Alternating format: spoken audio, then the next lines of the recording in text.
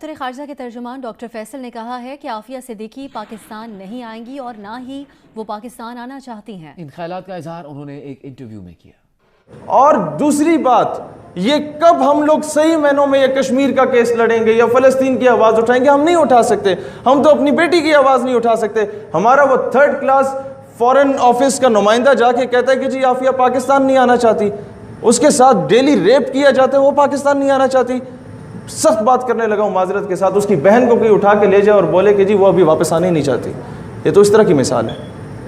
तो खुदारा ये जब जाके भीख मांगोगे ना, जब कशकोल फैलाओगे, तो कभी भी आपकी माँ बहन बेटी की इज्जत नहीं होगी। फिर पिंड का जो चौधरी है वो कभी भी बेटी उठा के लेके जा सकता है।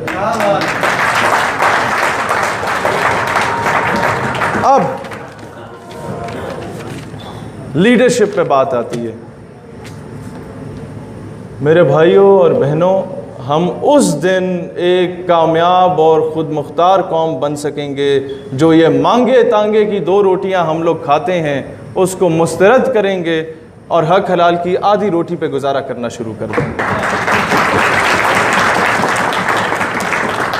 और गैरत क्या चीज़ होती है?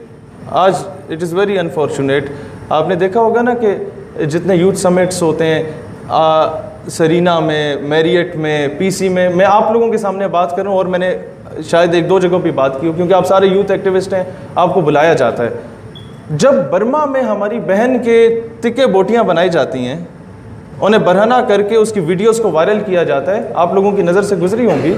जब फ़लस्तीन में मुसलमान बेटी के साथ रेप किया जाता है या उसके अबाया को या दुपट्टे को ज़बरदस्ती खींच लिया जाता है और ये पता चलता है कि पाकिस्तानी कौम बर सग़ीर का जो ख़िता ये बड़ा जज्बाती ख़िता है, ये दोबारा मैदान अमल में कहीं ना आ जाए, ये कहीं कलम छोड़ के हथियार ना उठा ले, तो होता क्या है कि पूरी यूनिवर्सिटीज़ और कॉलेजेस से टॉप क्लास के पढ़े लिखे ज़बरदस्त एनर्जेटिक स्टूडेंट्स को इकट्ठा किया जाता है और इनवाइट किया जाता है अमेरिकन एम्बेसडर की जानिब से सरीना में या मैरियट में।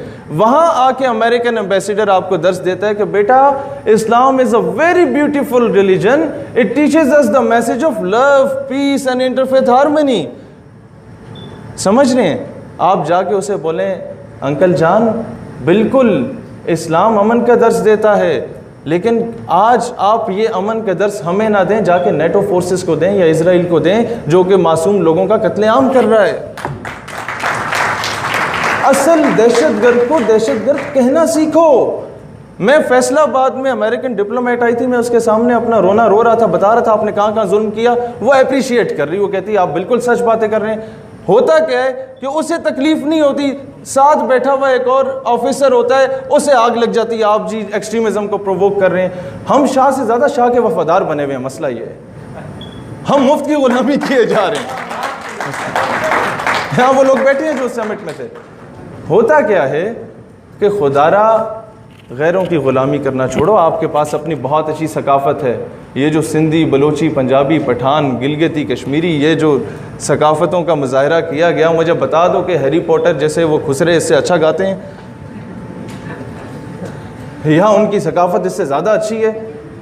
आपकी ज़बरदस्त सकाफ़त है, आपकी ट्रेडिशंस हैं, आप लोग गैरतमंद हैं। वुमेन एम्पावरमेंट पे बात की जाती है, ख़वातीन के हकूक़ पे बात की जाती है और मिसालें दी जाती हैं जी वो डोनाल्ड ट्रंप साहब की। भाई मिसालें दो कि एक बहन ने ख़त लिखा कि मुझसे ज़्यादती हो रही है, हमें कैद किया गया, तो 17 साल की उम्र में बिन कासिम आता है और सिंध को फतह कर देता है उस बहन की खातिर। ये इस्लाम है। वुमेन एम्पावरमेंट की बात की जाती है, वुमेन एम्पावरमेंट। नेल्सन मंडेला की मिसाल दी जाती है, काले गोरे का फ़र्क मिटा दो, फलां कर दो। बहुत अच्छा आदमी था नेल्सन मंडेला, लेकिन ये भी बता दो कि काले गोरे का फ़र्क आज से 1400 साल पहले बिलाल हबशी को काबा की छत पे खड़े होकर अजान दिलवा के ख़त्म कर दिया गया था।